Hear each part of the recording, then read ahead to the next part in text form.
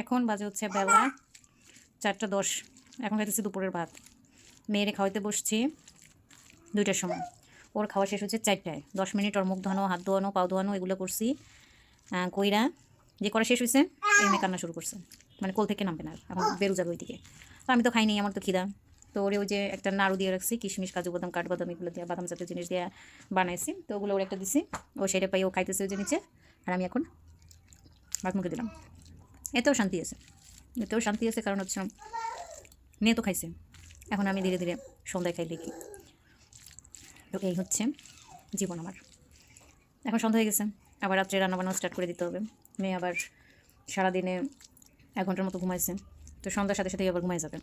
তো ওরে আবার তার আগে একটু ভারী খাবার দিতে হবে, যাতে রাতটা একটু পার হয়, নাহলে তো রাতে আবার ডিস্টার্ব করবে, উঠবে, অথবা ভোরবেলা উঠে কানাকাটি শুরু করবে খিদার। যেহেতু ওকে আমরা বাইরের বিস্কিট টিস্কিট কিছু দিই না, ঘরের খাবারই কিছু রেডি করে রাখতে হয় আগে থেকে। এই আর শীতের বেলা কিছুই সময় পায় না, মানে কিছুই করার সময় পায় না, শুধু এগুলো করতে করতেই আমার দিন চলে যায়। আর যেসব বাচ্চাদের, যেসব বাবুদের খাওয়াইতে 1 থেকে 1.5 ঘন্টা সময় লাগে, আমার মনে হয় এই শীতের দিনে সেসব মায়েরা কোনো কাজই করতে পারে না। আমার তো সকালবেলা 2 ঘন্টা লাগে, দুপুরে 2 ঘন্টা, রাত্রে 2 ঘন্টা।